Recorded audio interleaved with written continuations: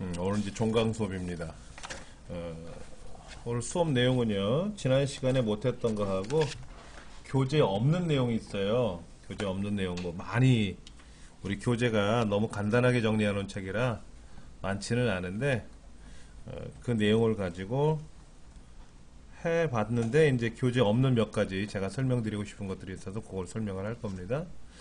자, 피벗 테이블이라고 하는 내용이 나와 있는데요. 피벗 테이블이라는 거는 사전적 의미로 보시면은 피벗은 이렇게 써요. 피벗, 또는 뭐 피벗 뭐 이렇게 표현하는데 중심축이 있을 거 아닙니까? 우리가 중심축, 예. 중심축을 이용해서 회전하는 거를 우리는 피벗이라 그래요.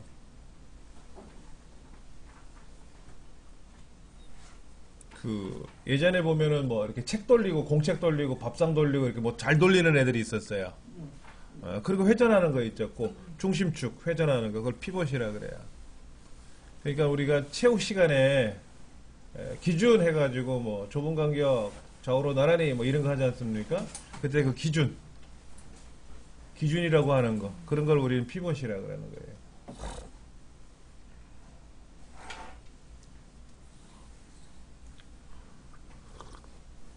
모니터도 피벗이 있죠. 피벗 모니터 나와가지고 이렇게 돌잖아요. 좌우상하로. 오른쪽 90도, 뭐 왼쪽 90도 이렇게 도는 그런 걸 피벗이라고 하는데, 그러면 우리가 엑셀에서 피벗이라고 하는 거는 왜 하느냐? 말 그대로 피벗 테이블이잖아요. 테이블은 표니까 표를 회전시키자 하는 얘기예요. 예를 들면 이런 거예요. 화면 하단에 보면은 지금 화면에 보시면은 이렇게 뭐 사유도 있었고 반품 장소가 있었는데, 예를 들어서 사유별로 정렬을 해서 사유별로 우리가 부분합을 구하려고 그러면 사유라는 곳에다 클릭을 해놓고 정렬을 해야 돼요. 사유에다 놓고 정렬을 하고 그 다음에 부분합에 가서 사유별로 이제 뭐 금액의 평균이나 금액의 합계나 뭐 개수나 이런 걸 계산해야 되고, 만약에 반품 장소별로 내가 부분합을 구하고 싶다 그러면 어떻게 돼요? 반품 장소별로 정렬을 해야 돼. 그래야 서울은 서울끼리, 충청은 충청끼리 모여서 피벗 테이블을 할 수가 있죠. 부분합을 할 수가 있는데, 피벗 테이블은 그게 필요 없다라는 거예요. 데이터 그대로 두고 할 수가 있다라는 거죠. 그 다음에 왼쪽에 보면 반품 일이 나와 있는데, 이것도 월별로 좀 하고 싶다든지, 월별로. 뭐 분기별로 한다든지. 여기 2월달이 여러 개가 있고 3월달이 여러 개 있잖아요. 월별로 좀 모아서 한다든지 뭐 이런 것도 가능해요. 한번 해보도록 할게요. 자, 그러면 원 데이터가 있는 곳에다가 클릭해 놓으시고 삽입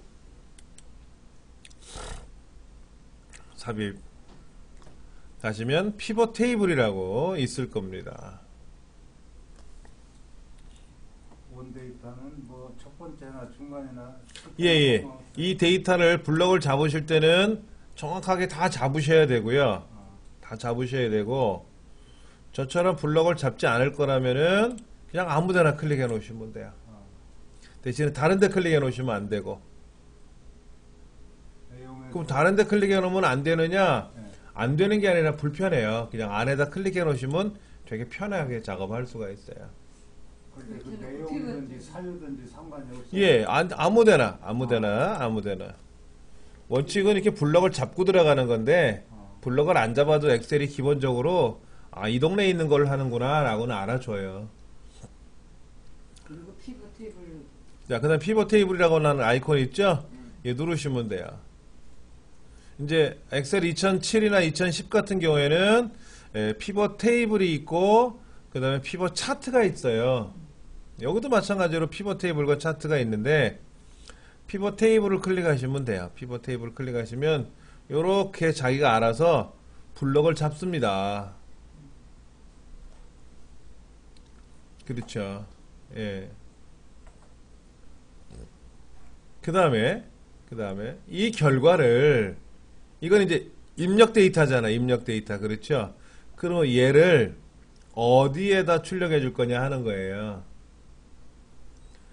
예를 들어서 요 밑에다가 내가 출력하고 싶다 그러면 기존 워크시트를 해서 여기서 클릭을 하면 되는 거고, 이렇게.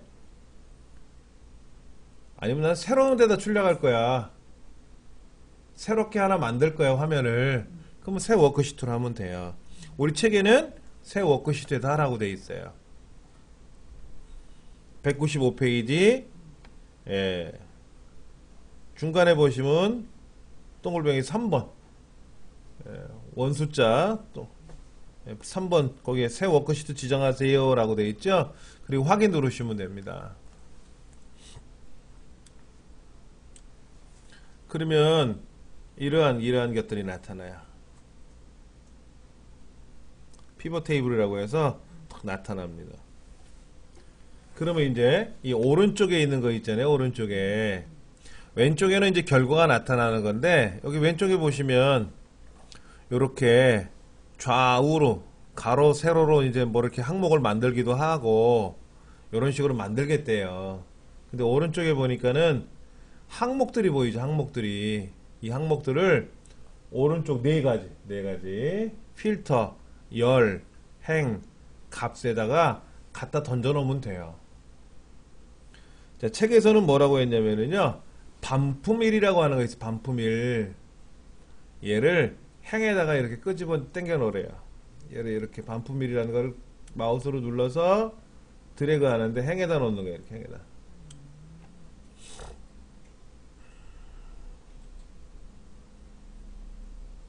근데 내가 이거 잘못했다 그러면 어떻게 하면 된다. 얘를 끌고 이 밑에 반품일이라고 있잖아요. 그렇죠?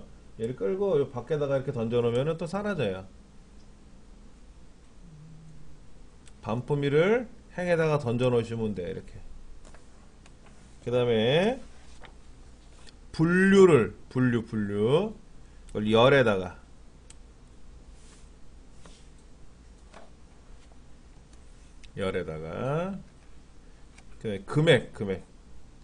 금액을 값에다가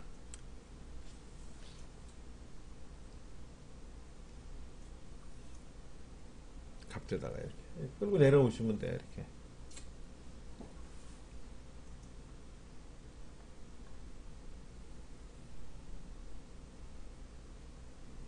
그렇죠? 여기다 이렇게 던져 놓으시면 돼요. 그 왼쪽이 기본적으로 날짜별로 예, 분류별로 이렇게 정리가 된 게 보일 거예요. 그럼 여기 보면 행 레이블이라고 써 있죠? 행 레이블이요. A의 네 번째 보면 행 레이블이라고 되어 있는데, 이게 사실은 반품일이잖아요. 그럼 여기다가 우리가 반품일이라고 쓰시면 되고 안 쓰셔도 상관없겠죠. 책에서는 뭐 쓰라는 얘기는 없는 것 같은데. 그 다음에 열 레이블은 뭐 하는 거예요? 분류죠. 분류라고 고쳐 쓰면 그 글자는 자동으로 안 들어가더라고요. 아, 나 놓쳤어. 여기 이거는 갖다 놓으셨어요? 이렇게? 난 놨는데 또 도망가는 거예요. 자, 보세요. 다른 데를 클릭하시면 안 되고요. 이 안에를 클릭하시면 여기 표가 떠요. 이렇게.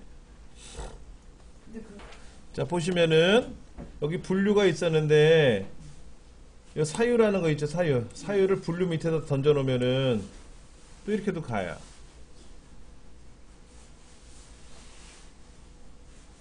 이렇게도 가.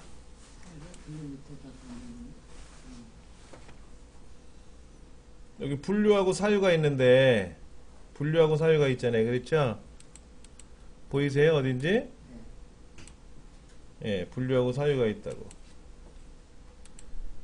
근데 이거를 또 재밌게 하는 방법은 뭐냐면요, 분류하고 사유의 위치를, 사유를 위로 올려. 그 사유가 올라갔잖아요. 그럼 분류가 또 내려갔잖아요.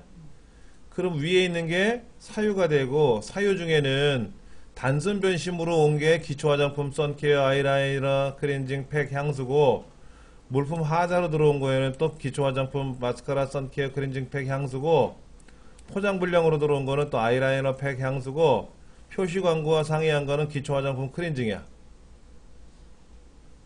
이거 사유하고 분류를 위아래를 바꾸면 분류가 위로 가 있으니까 기초 화장품은 단순 변신, 물품화자, 표시 광고와 상의별로 반품이 들어왔고, 또 마스카라는 또 물품 하자 외에는 또 없다.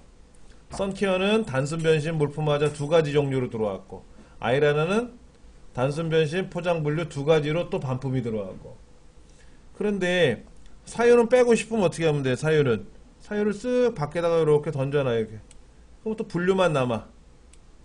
분류만 또 남는다고. 되게 편하게 마음대로 할 수가 있어요. 마음대로 할 수가 있어. 자, 그 다음 여기 반품일 있죠. 반품일. 반품일에다 클릭하고 오른쪽 버튼 눌러보세요. 날짜. 왼쪽에 날짜들 보이죠? 거기다 오른쪽 버튼 누르면 그룹이라고 있을 거예요. 그룹. 이 그룹을 누르시면 월별, 분기별, 연 하고 돼 있을 거예요. 그렇죠? 근데 저처럼 이렇게 파랗게 돼 있으면 그걸 기준으로 정리가 된다는 거고, 이렇게 허연 것만 보이면 그룹을 못 하는 거니까 그 중에 월 하나만큼은 해놔야 되겠죠. 월 하나만큼은. 그러니까 처음에 이제 오른쪽 버튼 눌러서 그룹 들어갔더니 월에 이렇게 파란 줄이 그려져 있었죠. 그럼 이렇게 놓고 확인 누르시면 이제 월별로 쫙 되는 거예요. 월별. 예.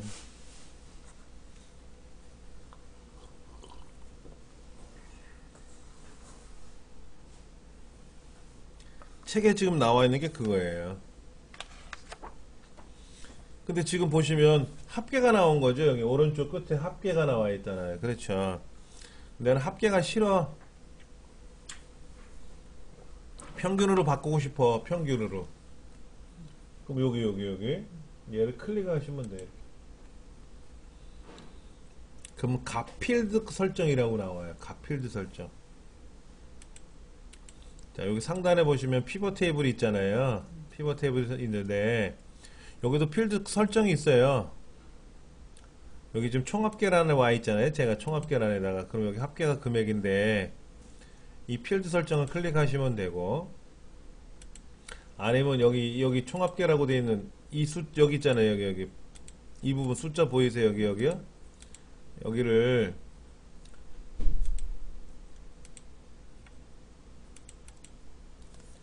잠깐만요. 뭐가 잘못됐다. 더블 클릭하면 안 되는데 더블 클릭을 했어. 예. 여기 보면 분류라고 되어 있잖아요. 분류.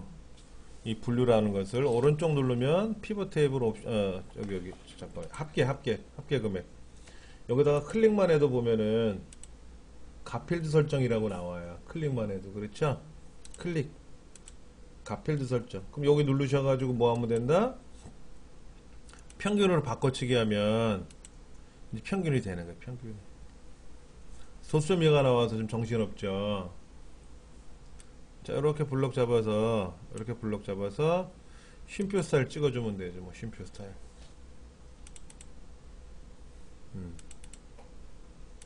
다 블럭 잡아서 여기 숫자만 블록 잡아서 여기 쉼표 스타일 찍어주면은 자릿수마다 천 단위마다 이렇게 컴마가 찍힐 거라고. 근데 나는 지금 평균이 아니라 뭐다? 합계로 바꾸고 싶으면 합계로 누르시면 합계가 돼요. 합계가 된다고.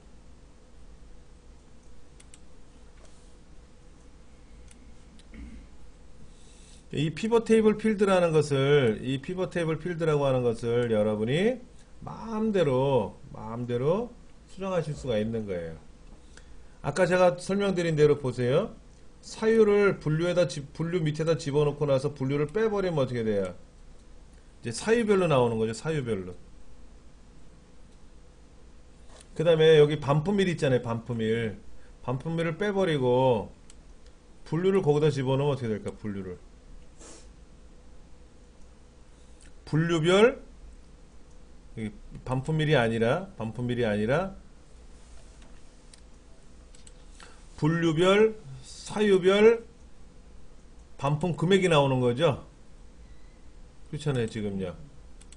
여기 지금 열과 행에 사유가 들어있고 분류가 들어가 있으니까 왼쪽에는 지금 분류가 나와 있고 위에는 지금 사유가 나와 있으니까는 이 사유하고 분류를 바꿔치기 해도 돼요.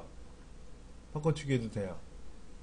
제가 아까 뭐라 그랬냐면 기준 해가지고 뭐 기준을 뭐 앞에 있는 학생을 기준으로 해도 되고 뒤에 있는 학생을 기준으로 해도 되잖아요.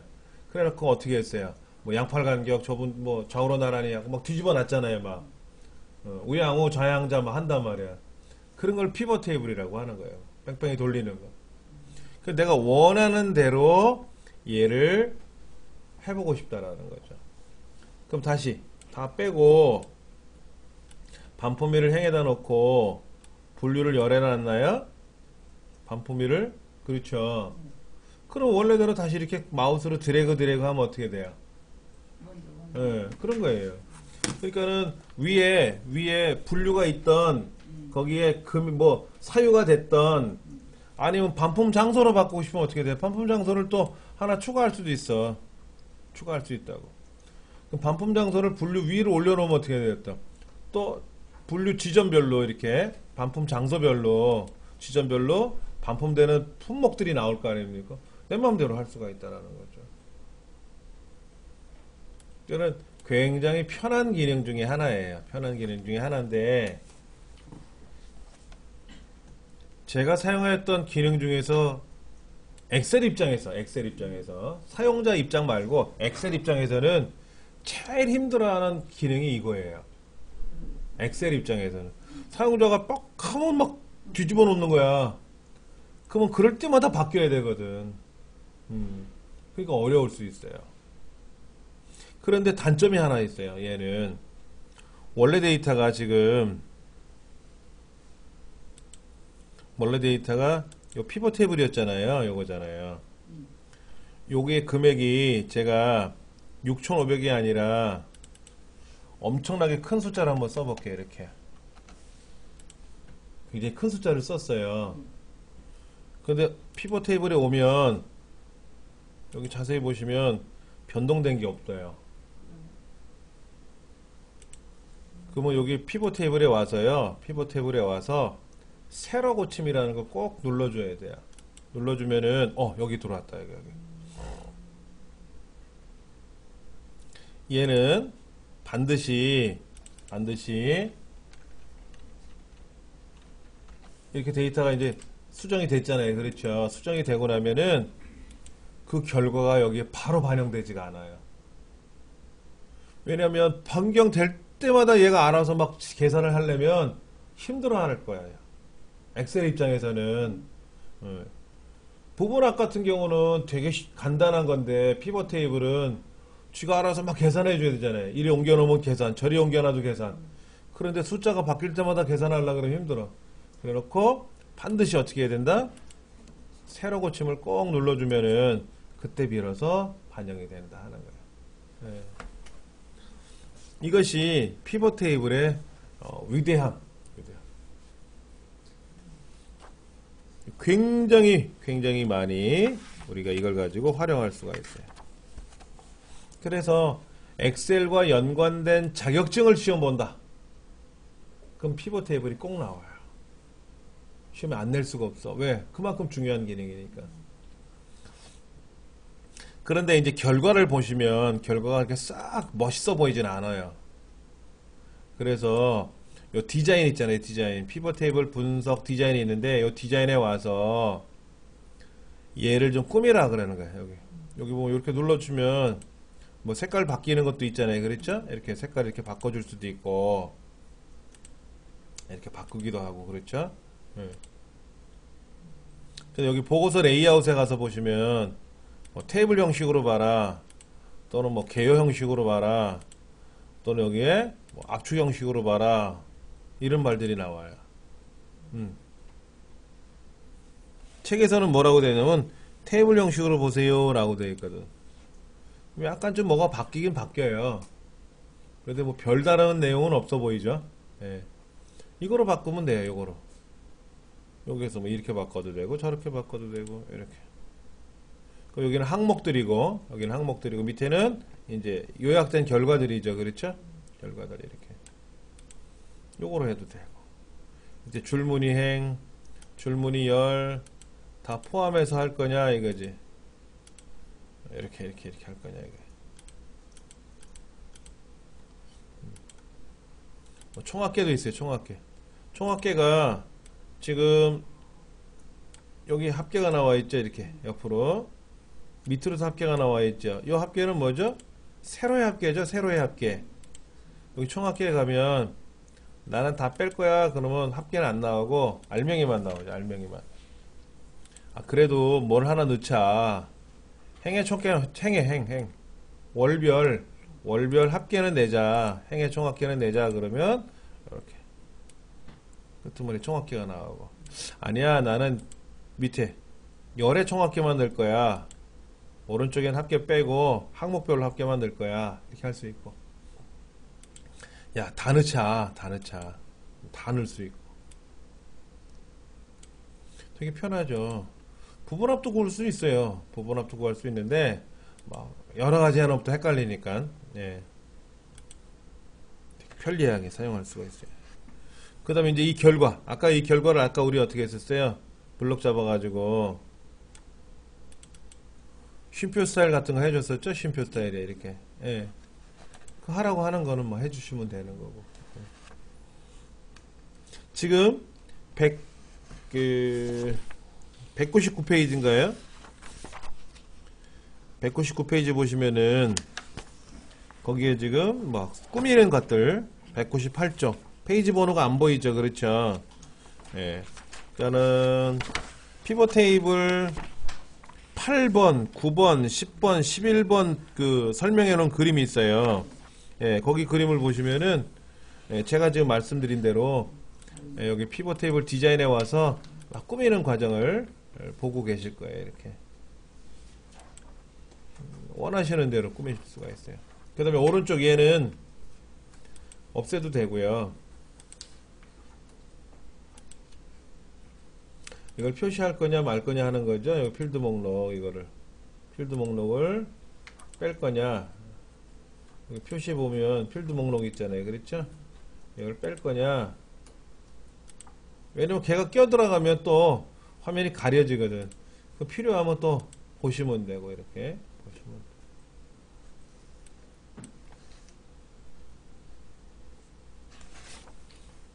200페이지로 와서 보시면은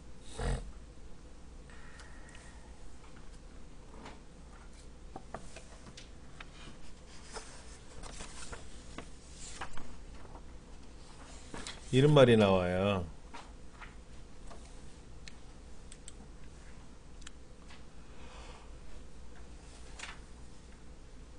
이 200페이지 그림을 자세히 보시면은요. 피벗 테이블 도구라고 하는 것이 보일 겁니다. 피벗 테이블 도구. 우리도 피벗 테이블 도구라고 상단에 있어요. 자, 보세요. 피벗 테이블이 아닌 일반 시트에다 클릭하면 피벗 테이블 도구가 사라지고 피벗 테이블 결과를 클릭하면 위에 피벗 테이블 도구가 뜰 겁니다. 그럼 거기에 이제 분석, 뭐 디자인 이런 말이 나올 거예요. 분석, 디자인. 그렇죠? 근데 책하고 좀 다를 거예요.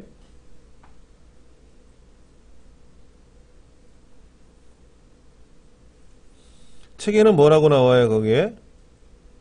정렬 및 필터에 가서 그런 말 나와요? 우리 정렬 및 필터가 없잖아요. 여기 어디 있어요? 홈에 가면 정렬이 있나? 여기 데이터에 가면 정렬이 있나? 여기 정렬이 있네. 그 정렬하고 싶으면 여기서 정렬을 한다는 얘기죠. 어떻게 정렬한다는 거예요? 이렇게 내림차순? 내림차순 됐네.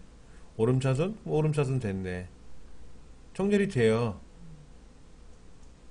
그러면 슬라이서 삽입은 어떻게 들어가요? 2010은 피벗 테이블 도구라고 해서 거기에 옵션이라고 하는 메뉴가 있어서 거기에 요렇게 필드 값 설정하는 것도 나오고 이런 것들이 보이는데 여기 이렇게 보이는데 이렇게 보이는데 우리 2013은 분석이라고 돼 있고 2010은 거기가 옵션이라고 돼 있어요. 그 다음에 여기 보면 뭐 그룹 선택, 그룹 해제, 그룹 필드 이런 말들은 보이는데 여기 보니까 있네. 슬라이서 삽입이라고 있네. 그렇죠? 어디다 놓고 기초 화장품에다 두고 이 슬라이서 삽입을 하래요. 그리고 반품 장소를 선택하라고 되어 있어요. 우리 책에는 여기에 정렬 및 필터라고 하는 그룹에 가서 하라 그랬는데 정렬은 2013은 정렬은 데이터에 가서 하면 되고 피벗 테이블만의 특별한 기능인 슬라이서라고 하는 거는 여기 있으니까 클릭하시라는 얘기죠. 그렇죠? 그래서 반품 장소를 클릭하고 확인 누르래요. 그럼 이런 게 떴어요, 이런 거? 이런 게 떴냐고, 이렇게.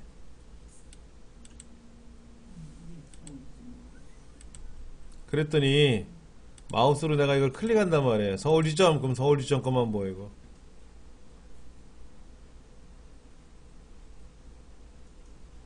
경기지점, 그럼 경기지점만 보이고. 강원지점, 그럼 강원지점 것만 보이더라, 이거야, 지금.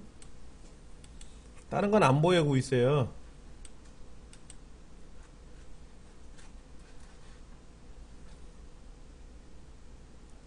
그럼 슬라이스 도구라고 또 떴어 여기 위에. 여기는 뭐예요 지금 피벗 테이블이고 이 동네는. 여기는 뭐야 슬라이서라는 동네고. 그럼 슬라이서의 스타일은 여러분이 원하시는 대로 이렇게 바꾸면 되는 거고요. 여기 보면 모양새가 있잖아요. 이렇죠 모양새. 이런 걸 쓰시면 되고. 경기지점 그럼 경기지점만 보이고 서울지점 그럼 서울지점만 보인다는 얘기예요 지금. 그러다가 안 하고 싶으면 닫으면 되지 뭐 이렇게 닫으면 그럼 다 나오는 거고 이렇게. 예.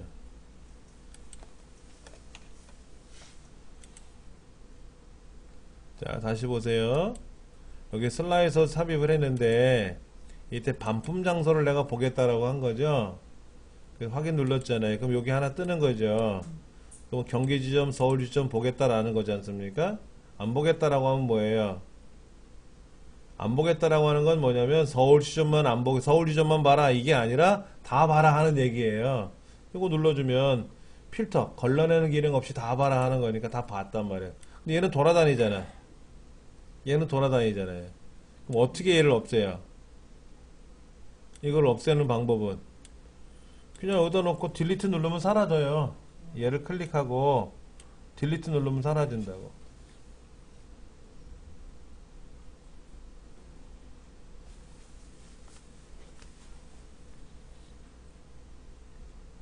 그런데 이 슬라이서가 뭔지는 일단 알고 계셔야 돼요. 다시 한번 좀 볼게요.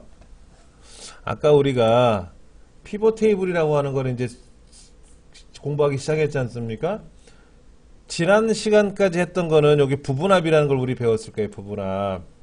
밑에 보시면 부분합이라는 시트가 있잖아요. 그렇죠?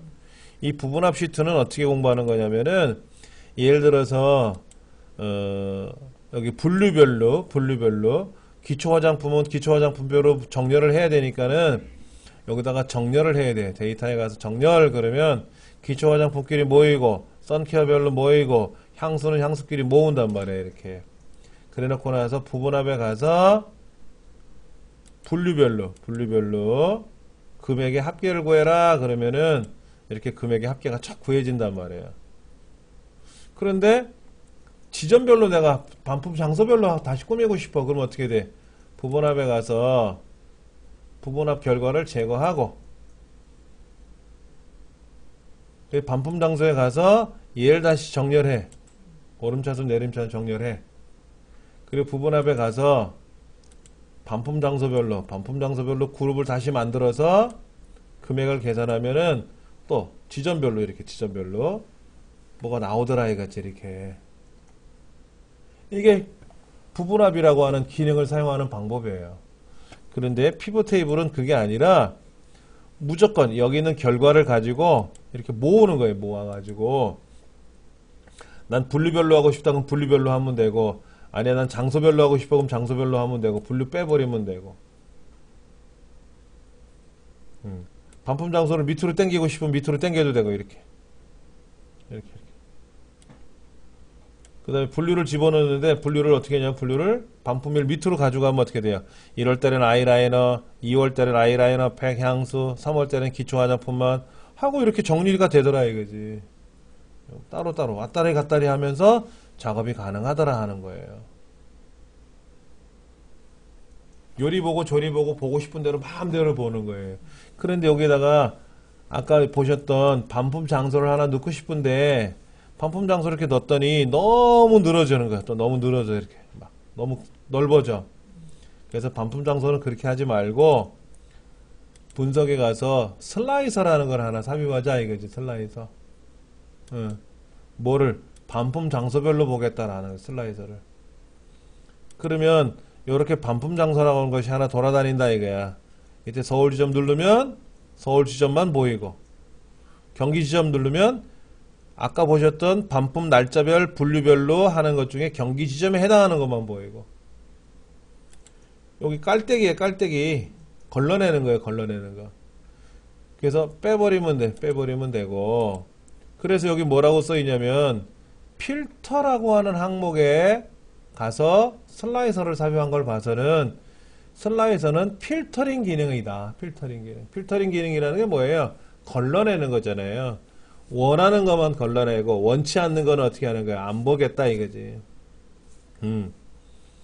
그렇게 해서 내가 원하는 대로 보겠다 이거야. 그래놓고 이 자체를 없애고 싶을 때는 딜리트 키 누르면 되고. 자, 책에는 뭐라고 되어 있냐면요. 여기다 오른쪽 버튼 눌러서 반품 장소를 제거하래요. 제거. 딜리트 누르는 거나 뭐 여기 가서 뭐 반품 장소 제거하는 거나 뭐 똑같은 거지 뭐. 우리가 어떤 항목을 필요 없으면 어떻게 해요? 클릭해 놓고 딜리트 누르면 지워지잖아요. 그렇죠? 그렇게 해서 없애버리자 하는 거지. 자, 그 다음에 4월달 거 있죠? 4월달 거. 요거. 기초 화장품의 4월달 거, 아니면 선케어의 뭐 6월달 거, 이런 거 있지 않습니까? 얘를 더블 클릭하면 별도로 이렇게 얘가 착 따로 정리가 된다 이거죠. 나는 아이라이너 2월달 거만 좀 정리하고 싶어. 그럼 얘를 더블 클릭하면 이렇게 아이라이너 2월달에 반품된 거 있죠? 그에 대한 결과만. 원래 거는 여기에 있었지. 여기 2월달에 아이라이너니까 어디에요? 2월달에 아이라이너 이거잖아요. 이거 이건데 이거를 별도로 출력한 거예요. 여기다가 이렇게 따로 출력한 거지. 그런 게 있어요.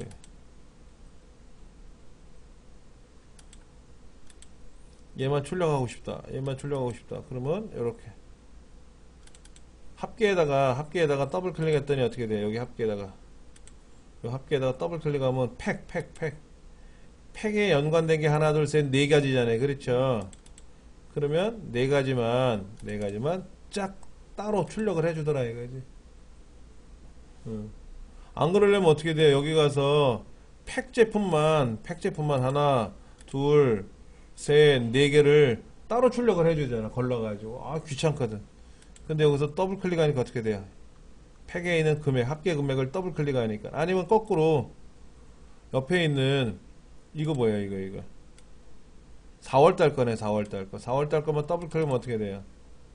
4월달 거만 딱 정리정돈이 쫙 되겠지. 그렇지. 그러니까 피벗 테이블은요, 내가 원하는 대로 마음대로 걸러낼 수가 있어요. 마음대로 걸러낼 수가 있는 거예요.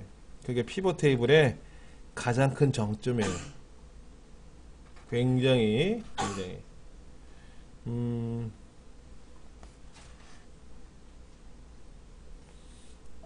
다른 거 한번 볼게요. 제가요.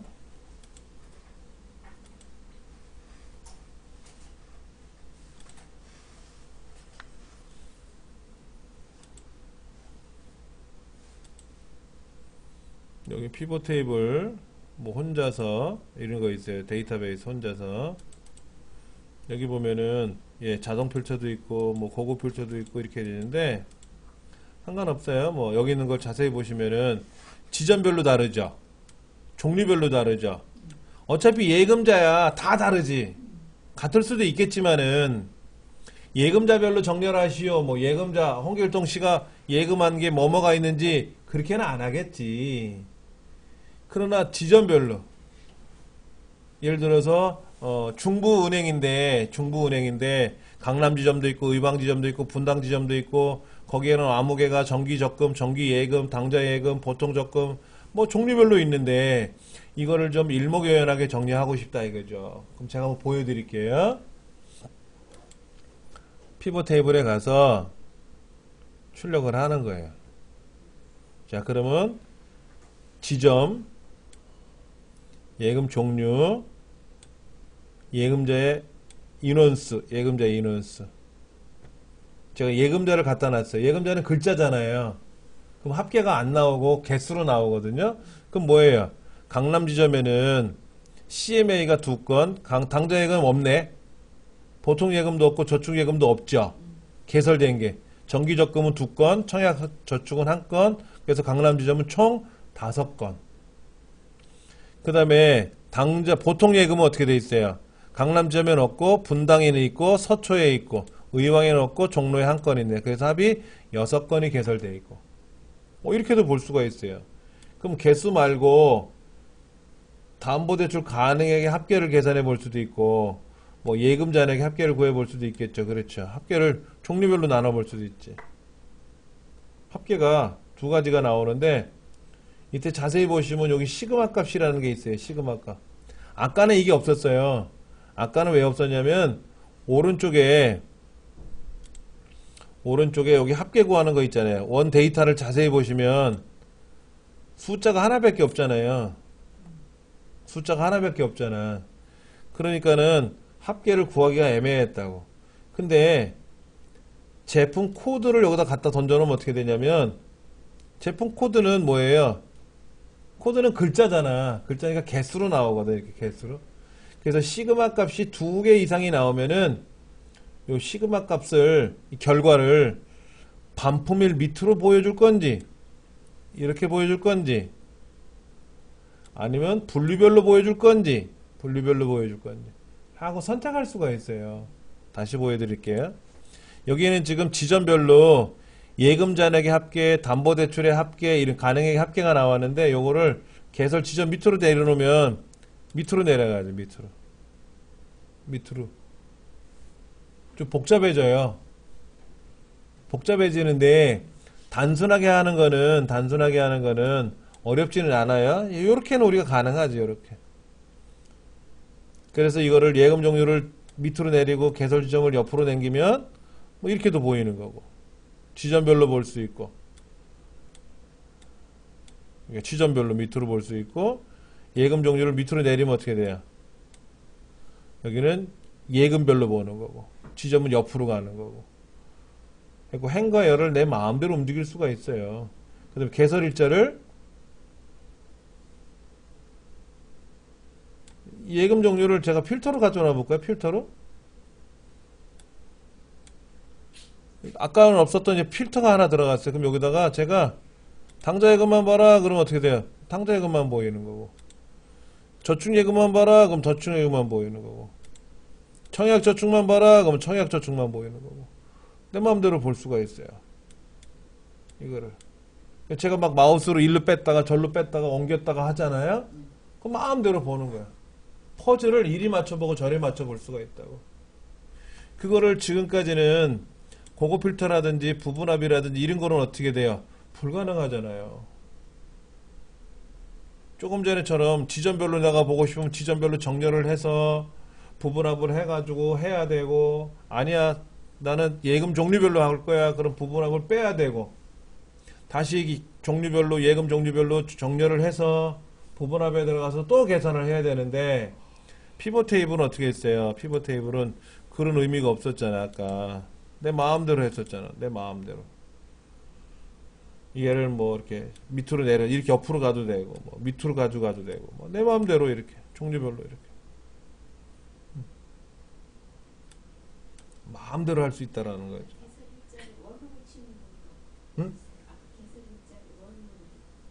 원? 월. 자, 월별로 여기 개설 일자 있잖아요. 월별로. 자, 일자가 이렇게 와 있잖아요. 그렇죠. 근데 이 일자별로 정렬을 하고 싶은데 월별로 여기다 월이 들어가 있죠 지금요. 여기 날짜에다 대고 오른쪽 버튼 누르면 돼요. 그룹이라고 있죠. 그룹. 예, 여기 보면은 그룹이라고 있거든. 오른쪽 버튼 누르는 게 사실은 상단의 메뉴에 다 있어요. 근데 제일 손쉽게 할 수 있는 거는 날짜에 가서 오른쪽, 어느 항목에 가서 오른쪽 누르면 돼. 오른쪽. 얘는 보세요. 뭐가 있어요? 선택할 수 있어? 됐네. 개수로 변했네. 개수로. 근데 얘를 어떻게 했어요? 제가 조금 전에 합계로 바꿨잖아. 합계로 바꾸니까 합계가 되고 날짜별로 그룹을 져가지고 월로 맞춰놓으면 어떻게 돼요? 월별로. 5월달에 얼마, 6월달에 얼마, 7월달에 얼마, 8월달에 얼마. 월별로. 내 마음대로 얘를 뭐 이리 돌리고 저리 돌리고 뭐 가능하더라 하는 거예요. 이게 피벗 테이블에서의 가장 큰 장점이에요. 그래서 이런 경우에요. 제가 상황을 말씀을 드릴게요. 실제 있었던 상황인데 뭐냐면 이제 교육기관에서 우리 센터별로 이런 교육기관에서 이번 1사분기 때 1사분기 1월에서 3월까지 수강 신청하신 분들이 있을 거 아닙니까? 근데 수강 신청하신 분들이 예를 들면은 정보화 과정이 있잖아요. 정보화 과정. 우리 컴퓨터 과정 중에 새벽 컴퓨터 교실에 접수하신 분이 있고 뭐 자격증 반에 접수하신 분이 있고 종류별로 있단 말이에요. 그렇죠. 그러면 이렇게 출력하고 싶은 게 뭐냐면은 1사분기 때 신청하신 분, 2사분기 때 신청하신 분, 3사분기 때 신청하신 분, 4사분기 때 신청하신 분, 그리고 정보화 컴퓨터 교육 과정에 신청하신 분, 그 다음에 저쪽 뭐 강사 양성 과정에 몸 건강 분야에, 그 다음에 저쪽에는 조리 과정에, 이쪽에는 의상 과정에, 공예 과정에 신청하신 분 인원수를 좀 취합하고 싶은 거야. 그러면 그 인원수가 얼마나 많아요. 근데 그거를 과정별로 정렬하기가 어려운 거라. 그럴 때 피벗 테이블이면 딱 끝나버리는 거예요. 그러니까 직원들이 이거를 취합을 하려고 통계를 내려고 그러는데 너무나도 힘들어가지고 거의 중노동을 하더라고요. 그래서 오늘 저한테 이거를 어떻게 하면 쉽게 할 수 있겠습니까? 라고 물어보길래 저는 그런 업무를 안 해봤잖아요. 근데 제일 좋은 건 피벗 테이블 밖에 없으니까 피벗 테이블 갖고 한번 해봅시다. 그랬어요. 그래서 우리가 이제 여기다가 삽입해 가서 피벗 테이블을 할 거 아닙니까? 이렇게. 근데 지금 데이터가 이거 하나만 갖고 하는 게 아니거든. 또 있거든. 그럼 외부 데이터를 가져오는 거야. 외부 데이터를 또 가져올 수 있단 말이에요. 엑셀로 가져올 수도 있고 뭐로 가져올 수 있고 다 가져올 수가 있거든. 그래서 가져왔어요. 그러니까 이쪽 1사분기 거 가져오고 2사분기 거 가져오고 3사분기 가져오고 작년 것도 가져오고 올해 것도 가져오고 그러면 아까처럼 요런 그림이 나오잖아요. 요런 그림이 여기. 잠깐만. 요런 그림이 뜨잖아요. 이렇게. 여기 항목이 뜨잖아요. 그러면 여기에 인원수가 있다. 사람 이름이 있잖아요. 사람 이름. 사람 이름은 인원수로 계산하면 딱 되거든. 지금 31명 나왔대. 그 다음에 예금 종류별로 뭐야? 강좌별로. 그 다음에 지점별로. 이건 뭐야? 분기별로. 그랬더니 1사분기 때는 무슨 과정 신청하신 분은 몇 명, 무슨 과정 신청하신 분은 몇 명, 무슨 과정은 몇 명 하고 딱 떨어지는 거든. 그러니까 이게 너무나도 간단한 거예요. 엑셀 입장에서는 죽어나는 일이겠지만 사람 입장에서는 너무너무 편하게 사용할 수가 있는 거죠. 그 다음부터는 안 물어요. 저한테. 이것만 있으면 뭐 척척척 해결 보니까. 그 다음에 이제 데이터가 잘못됐으면 어떻게 하면 돼요? 데이터가 잘못됐으면 원데이터에 와서 고쳐야 된다 그랬어요.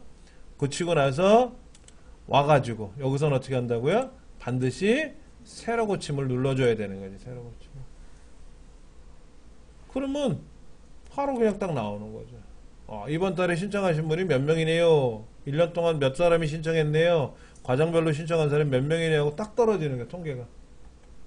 불과 1분도 안 걸려서. 옛날엔 그거 하는데 막 몇 시간, 며칠씩 걸렸는데 1분도 안 돼서 바로 답이 나오는 거예요. 네, 그런 좋은 기능 중에 하나가 바로 피벗 테이블이고요. 2010에서는 피벗 차트가 여기 피벗 테이블에 보시면 피벗 테이블하고 피벗 차트가 같이 붙어 있을 거예요. 2010에서는. 근데 2013에서는 피벗 테이블이라는 게 있고 피벗 차트가 따로 있어서 여기서 피벗 차트를 누르면 얘 그래프로 변해요. 그래프로. 그래프로 변하니까는 그냥 확인만 눌러주면 바로 해결이 되는 거지. 이렇게. 예. 너무 걱정 안 하셔도 돼요. 예금자로 하지 말고 예금 잔액으로 계산하면은 자동으로 이렇게 그래프가 착착착 나오는 거야. 지점별로. 예금 종류별로. 얼마나 편한지 몰라. 피벗 그래프가 이렇게 나오더라 하는 거죠. 뭐 어려워요. 저야 아니까 시바람나게 막 떠들었지만 거품 물고 아직 한 번도 안 해보셨기 때문에 이런 업무를 조금은 어려울 수 있는데 양이 적으면 피벗 테이블 하는 의미가 없잖아요. 양이 많아. 너무 많아. 이걸 하고 싶은 거야. 예를 들면 이런 거죠. 청약을 신청했는데 내가 여기 지금 청약 관리하는 회사야. 주택은행. 그런데 이쪽 뭐 지점별로 무슨 뭐 저쪽 지점 이쪽 지점에서 막 청약 신청에 들어왔는데 지점별로 들어온 사람 찾아봐야지. 그 다음에 아파트 지역별로 또 분석해봐야지. 그럴 때 피벗 테이블 갖고 하면 바로 내가 원하는 대로 인원수를 보고 싶은지 뭐 아니면 평수를 보고 싶다든지 뭐 이걸 원하는 대로 내가 정리할 수가 있다라는 거죠. 잠깐 쉬는 시간 갖고 나서요. 우리 교재에 없었던 내용들을 좀 정리해서 설명을 드릴게요. 우리가 파일 불러오거나 여기 저장하는 거는 있어요. 저장하는 거는. 근데 불러오기, 읽기가 없잖아요. 열기가. 그럼 파일에 가서 우리가 열기 눌렀단 말이에요. 이러지 말고 여기에다가 열기 아이콘을 하나 만들어 놓자 하는 거예요. 여기 보시면 화살표가 있잖아요. 그렇죠? 누르셔가지고 열기 이걸 누르시면 열기 아이콘이 여기 딱 생겨요.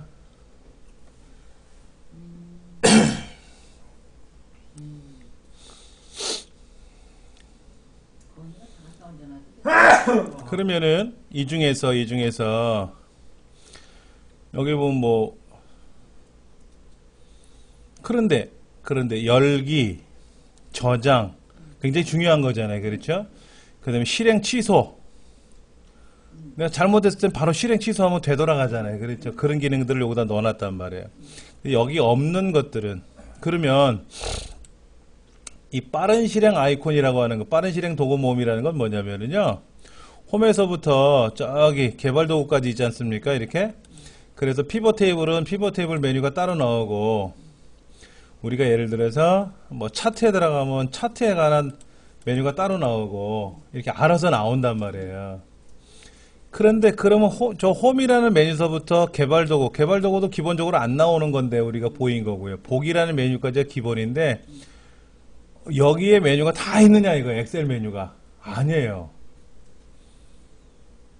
엑셀 메뉴가 엄청나게 많은데 그 중에 홈에는 기본적인 기능만 넣어놓은 거고 삽입에는 뭐 집어넣는 기능이고 페이지 레이아웃을 인쇄하기 전에 보는 거고 뭐 수식은 함수라든지 계산하는 걸 보는 거고 데이터는 뭐 정렬이라든지 뭐 필터라든지 이런 걸 할 때 쓰는 게 데이터 메뉴인데 여기에 메뉴가 다 있는 게 아니라 없는 것도 있다 이거죠. 없는 것도. 소속이 애매한 것들. 그리고 자주 안 쓰는 거 있잖아요. 자주 안 쓰는 거. 그런데 그걸 버릴 수는 없고 메뉴를 없애버릴 수는 없는데 어디다 집어넣자니 너무 많아.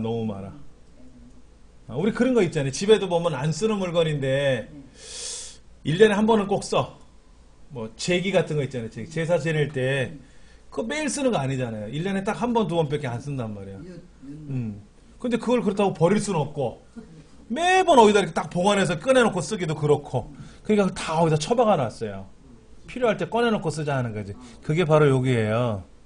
빠른 실행 도구 모음이라는 곳에 가서 기타 명령에 가시면은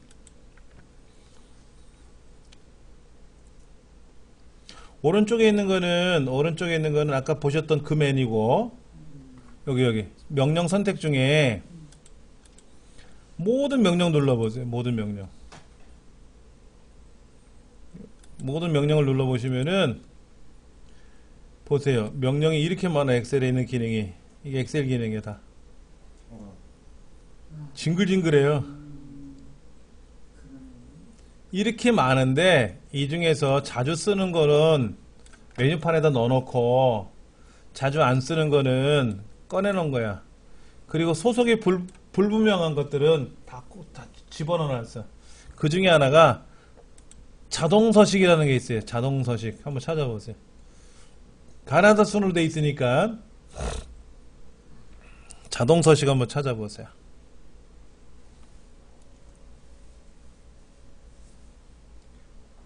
찾아보셨어요? 맨 밑으로 가나다 순에 의해서 요거 찾아보시면 돼요. 이렇게 해서 요걸 가지고 이렇게 움직여보면 기역, 니은, 디귿, 리을, 미음, 미음, 시옷, 지읒. 자동서식. 여기 자동서식이라고 있네.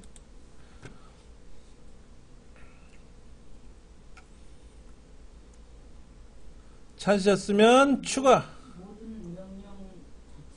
모든 명령. 모든 서식이 어디 있는데? 요거 여기. 자동 합계는 있는데 서식은 없네. 모든 명령을 가야 나와요. 모든 명령이 안 보여요? 다시 한번 볼게요. 지금 우리가 이런 이제 결과가 있는데 이렇게 입력해 놓은 데이터가 있는데 여기 보면은 쉼표 스타일로 찍어놨잖아요. 선도 다 그려놨는데 얘가 사실은 자 보세요. 얘가 원래는 어떻게 돼 있었냐면 제가 보여드릴게요. 이렇게 입력했단 말이에요. 이렇게 요거는 날짜니까 제가 다시 날짜로 바꿔놓을게요. 이렇게 자 보세요. 이게 원래 데이터였거든. 이게 원래 데이터야. 하나도 안 이뻐. 입력은 해놨는데 그럴 때 요 자동서식 눌러가지고 뭐 기본형 3번 그러면 이렇게 기본형 3번이 되고 자동서식 눌러서 기본형 1번 그럼 기본형 1번이 되고 그 다음에 여기 내려가 보시면 목록형도 있네. 목록형 이렇게 목록형으로 들어가. 색깔이 지그재그로 이렇게 3차원형도 있어요. 제가 한번 눌러볼게요. 색깔이 이렇게 음영으로 들락날락 이렇게 보이더라 이거지. 그러니까 서식이라는 말이 뭐예요? 서식이 꾸미기잖아요. 엑셀에서 서식은 꾸미기란 말이에요. 우리가 예를 들어서 뭐 이력서 서식, 뭐 출생신고서 서식 이렇게 말하는 서식은 뭐예요? 견본문서, 우리 문서잖아요. 그렇지 양식이고 우리가 서식이라고 말하는 거는 엑셀에서는 꾸미는 거예요.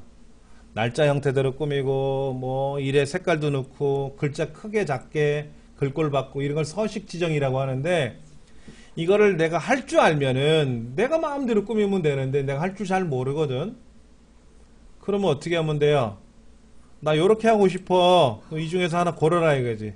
나 요렇게 하고 싶어. 요렇게 하고 싶어. 요렇게 하고 싶어. 요렇게. 그럼 오케이. 그렇게 선도 그려지더라 이거지. 이렇게 선이 그려지더라. 그런데 이 결과가 피벗 테이블로 나왔단 말이에요. 피벗 테이블 나왔을 때는 피벗 테이블에서도 서식 기능이 있어서 클래식 형태로 하시오 그러면 형태 이렇게 나오는 거고, 예를 들어서 그거를 표 10번째처럼 하세요 그럼 표 10번째처럼 하는 거고, 원래 자리로 가세요 원래대로 한다 그러면 뭐예요? 여기 보면 꾸미는 기능 없음 하면 어떻게 돼? 원래 형태대로 나오는 거고. 이거를 내가 이제 할 줄 알면은 블럭 잡아서 여기 쉼표 셀도 넣고, 그렇죠? 이렇게 이제 넣고, 그 다음에 여기는 뭐 색깔을 내가 뭐 노랗게 색도 칠하고, 여기는 또 뭐 이렇게도 꾸미고, 저렇게도 꾸미고, 이렇게 꾸미면 되는데, 내가 꾸밀 줄 모르거든. 그러면 여기 들어와서, 보고서 6번처럼 하고 싶어. 그럼 보고서 6번 선택하고, 확인. 그럼 이렇게 되고. 그 다음에 또 나는 다른 형태로 하고 싶어. 뭐 표 9번처럼 하고 싶어. 표 7번처럼. 표 7 선택해 놓고, 확인. 그럼 이렇게도 나오고. 꾸밀 줄 알면 내가 꾸미는데, 꾸밀 줄 모르면 남이 해놓은 거를 따라서 하면 되는 거죠. 그렇게 해주는 기능이 바로 자동 서식 기능이다 하는 거예요. 이런 기능 하나하나가 굉장히 도움이 많이 돼요. 그 다음에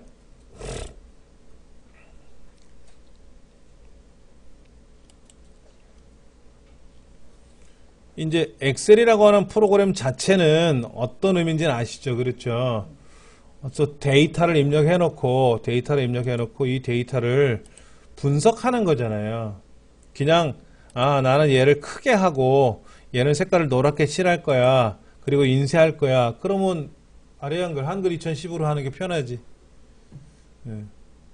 근데 제가 아는 사람은 한글 2010을 안 써요.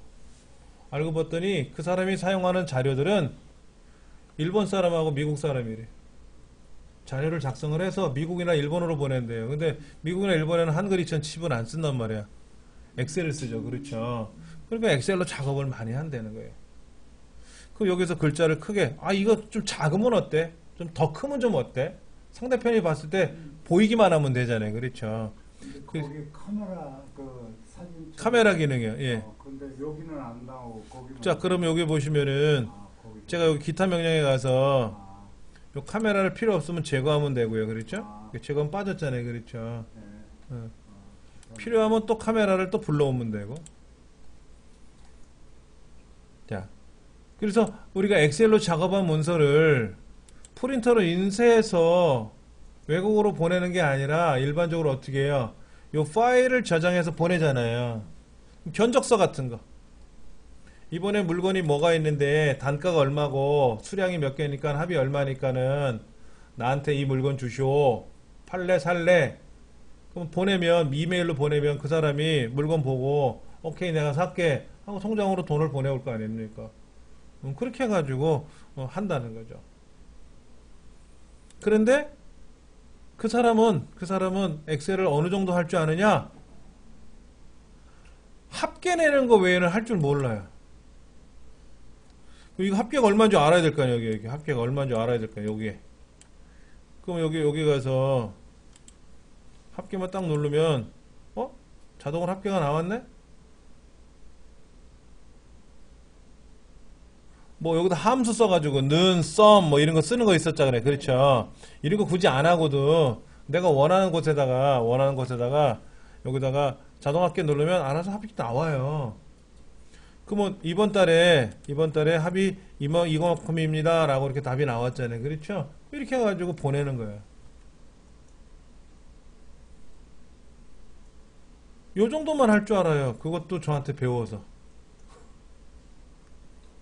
그럼 이 사람은 엑셀을 어떤 정도로 쓰냐면 상대편한테 그냥 전달하는 정도 외에는 없단 말이에요. 이거를 멋있게 꾸며가지고 피벗 테이블을 하고 부분합을 하고 이거 전혀 할 줄 몰라요. 그런 말이 뭔지도 몰라. 근데 먹고 사는데 지장 없더라고. 너무 잘하는 거예요. 엑셀 가지고. 자기는 엑셀 갖고 다 한대. 뭘 다 아는가 봤더니 글자 입력하고 이렇게 선 그리고 선 여기다 색깔 좀 꾸미고 이렇게 뭐 회색도 칠하고 아니면 뭐 색깔 노랗게 칠하잖아요. 그렇죠. 이렇게 이게 다야. 그래갖고 자기는 엑셀 갖고 다 한대. 맞잖아. 다 하잖아. 그 사람. 자기 직업 생활하는데 사업하는데 전혀 지장 없이 쓰는 거죠. 그리고 궁금한 거 있으면 합계 계산하는 거 있으면 전화 오면 또 누군가 알려주거든. 합계 구하는 건 이렇게 누르세요. 그러면 툭 눌러갖고 합계 내고. 그래가지고 이거를 첨부 저장해가지고 저장해서 전자우편으로 바이어들한테 보낸단 말이에요. 그럼 바이어가 그 전자우편을 보고 오케이 해가지고 한단 말이야. 그리고 이제 전화하고. 사실은 우리가 이 책에서 굉장히 많은 내용을 가지고 엑셀로 배웠지만은 돌아서면 몰라요. 왜? 내가 안 쓰고 있잖아. 안 쓰고 있으니까. 이제 결론 삼아 말씀드리는 거는 엑셀이라고 하는 것은 굉장히 화려하고 멋있고 진취적인 기능이라는 거는 분명해요. 그런데 그거를 다 활용하지 하려면 우리가 그런 업무를 해봐야지 뭐. 친구들 주소록을 정리한다든지 내 거래처 명단을 입력을 한다든지 그래서 해보시고 그 다음에 그거를 뭐 합계를 내거나 무슨 뭐 그 다음에 부분합을 구하던 정렬을 하던 그 나중 문제고 혹시 뭐 개모임 하시는 분 있을 거란 말이에요. 개모임 같은 거. 그러면은 그 개를 해가지고 모임이 있을 거 아니에요. 회원이 10명이면 10명, 뭐 20명이 20명 있을 거 아닙니까? 그럼 명단 해가지고 친목계도 있잖아. 친목계. 저희 어머님 친목계 잘하세요. 그럼 한 달에 한 번씩 모여서 같이 식사하시고 하시더라고 이렇게. 근데 어떻게 하느냐? 말로 때워. 이번 달에 얼마 썼어? 지난달에 얼마 회비 들어왔어? 말로 때워. 이 종에다 다 적지. 그런데 이런 걸 할 줄 알면 할 줄 몰라도 다 알아듣잖아 회원들이. 근데 젊은 총무가 있으면 어떻게 돼? 요거를 만들어서 이번 달에 회비가 얼마 들어왔어요? 저번에 회원이 누가 들어왔어요? 그래서 우리가 지난달에 식사하는데 얼마 썼어요? 해가지고 프린터로 인쇄해서 한 장씩 나눠드리면 본단 말이야. 우와 이런 것도 할 줄 알아? 이런단 말이야. 별것도 아닌데. 뭐 그런 용도로 쓰시라는 거지. 아니면 뭐 그냥 종이에다가 써서 제출해도 되고. 근데 아까 말씀드린 대로 컴퓨터라고 하는 IT 문화라고 하는 거는 관심을 가져야 돼. 관심을. 아무리 좋은 거 갖고 있으면 뭐 할 거야. 내가 얘를 안 해보면 엑셀이라는 좋은 프로그램을 갖고 있는데 안 쓰면은 그냥 남이 갖고 있는 거랑 똑같은 거야. 내게 아니라는 거죠. 그렇죠. 그 다음에 여기 삽입이라는 메뉴서부터 또 다른 메뉴들이 엄청나게 많은데 대충 삽입에는 뭐를 꾸겨 넣을 때 쓰는 게 삽입이구나. 보기 뭐 이렇게 보고 저렇게 보고 보는 거 쓰는 거구나. 이런 메뉴는 파워포인트든 한글이든 엑셀이든 대부분이 동일해요. 동일해. 근데 우리가 인터넷 실행하면 나오는 화면은 여러분들이 많이 알아요. 이제는 요거 누르면 카페, 요거 누르면 메일, 로그인하고 이거 많이 해봤으니까 금방금방 알아들으신단 말이야. 근데 여기 인터넷상에는 메뉴 써요 우리가 이거? 이거 안 쓰거든? 이 메뉴 안 써요. 안 써도 우리가 살아가는데 지장이 없어. 그럼 엑셀은 그냥 여기다가 입력해가지고 글자 꾸미고 뭐 그 정도만 하면 돼. 여기는 굳이 이런 메뉴 다 몰라도 상관없다 이거지.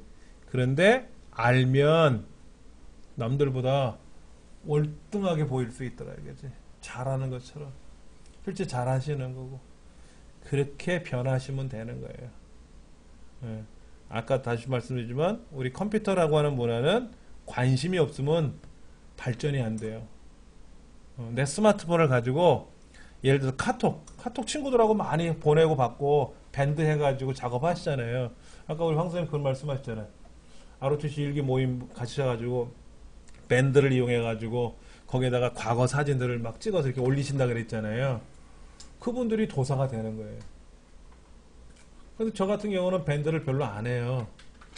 근데 최근에 들어와서 그 학부모들 밴드가 생겼어요. 우리 작은 애 학교 간 것 때문에. 그러면 거기에 이제 학부모 회장도 있고 뭐 총무도 있고 해가지고 뭐 밴드에다 뭐 반뜩 올려. 그러면 어떤 사람은 뭐 좋아요, 어떤 사람은 또 댓글도 달고 뭐 그다음에 궁금한 사항들 있잖아. 그런 거 또 올리면 또 회장님이나 총무님 임원들이 또 답변도 달아주고 뭐 이러거든. 준비물 같은 거 뭐 있다 그러는데 그러면 어떻게 준비해야 됩니까? 그러면 밴드에다 글을 쓰거든. 관심 가진 만큼 하는 거야. 근데 애들 엄마도 밴드는 하는데 댓글을 한 번도 안 쓰거든. 그러니까 눈팅만 한다. 눈팅, 눈으로만. 그러니까 눈으로 보는 건 잘해. 근데 글을 쓰려고 그랬더니 못 쓰겠대요. 왜? 안 써봐서. 우리말을 몰라서가 아니라 엄두가 안 난다는 거지. 그런 거예요. 그러니까는 컴퓨터는 관심을 갖고 자주 하다 보면 어느 순간에 내가 잘하고 있다라고 알고 있어요. 본인 스스로가. 엑셀도 마찬가지. 엑셀은 밴드보다 엄청나게 복잡한 프로그램입니다. 근데 하시다 보면 내가 이런 것도 할 줄 아네? 내가 이런 걸 하고 있었네? 라고 아실 수가 있을 거예요. 그렇게 하시면 돼요. 제가 오늘 설명하고자 하는 내용은 여기까지 해서 마무리 칠 겁니다. 궁금하신 사항 있으면 질문하세요. 답변해 드릴 테니까.